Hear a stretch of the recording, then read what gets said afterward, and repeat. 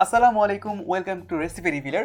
আমি আপনাদেরকে সবাইকে স্বাগত জানাচ্ছি আমার চ্যানেলে, যেখানে আজকে আমি আপনাদেরকে দেখাবো কিভাবে খুব সহজে বেসনের ব্যাটার তৈরি করতে পারেন, যা দিয়ে মজার মজার খাবার যেমন চপ, বেগুনি বা পাকোড়া এরকম অনেক ধরনের খাবার আপনি বাসায় খুব সহজে যখন তখন তৈরি করতে পারেন। এটি খুব সহজে সংরক্ষণও করা যায়, সো আপনি 1 থেকে 1.5 মাস এটি সংরক্ষণ করে যখন ইচ্ছা বানাতে পারবেন। তো চলুন শুরু করা যাক। আমরা এখানে মেজারমেন্ট কাপের 1 কাপ পরিমাণ বেসন দিয়ে শুরু করছি এবং বেসনটা অবশ্যই চেলে নেবেন যাতে এর ভিতরে দলা বেঁধে না থাকে।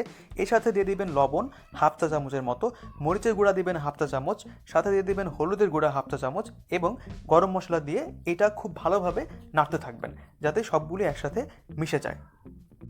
সব কিছু ভালোভাবে মিশিয়ে নেওয়ার পর এর ভিতরে আমরা দিয়ে দিব 1 চা চামচের মতো তেল। এই তেলটা দিলে আপনার ব্যাটারটা অনেক ভালো হবে এবং এই ব্যাটার দিয়ে যা কিছু বানান না কেন সেগুলো ফেটে যাবে না। তেলটা ভালোভাবে মিশিয়ে নেওয়ার পর এর ভিতরে আমরা দিয়ে দিব হাফ চা চামচ রসুন বাটা এবং হাফ চা চামচ আদা বাটা।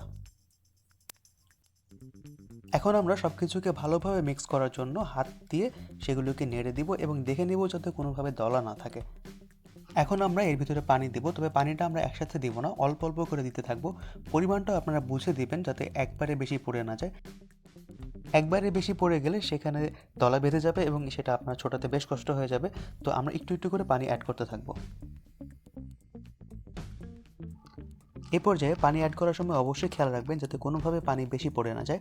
পানি বেশি পড়ে গেলে পাতলা হয়ে যাবে এবং আপনাকে আবারও বেসন অ্যাড করতে হবে।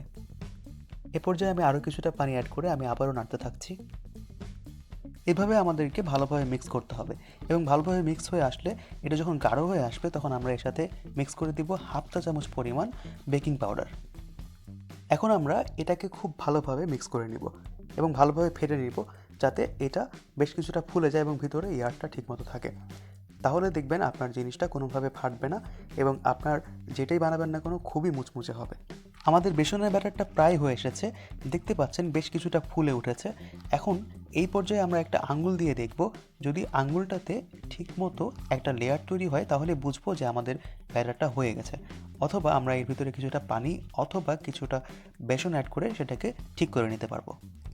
তো দেখুন কত সহজেই তৈরি হয়ে গেল বেসনের ব্যাটার, যেটা দিয়ে আমরা চপ, বেগুনি, পাকোড়া যে কোনো কিছু আমরা খুব সহজে ভাজার জন্য তৈরি করতে পারবো। Thank you for watching my video.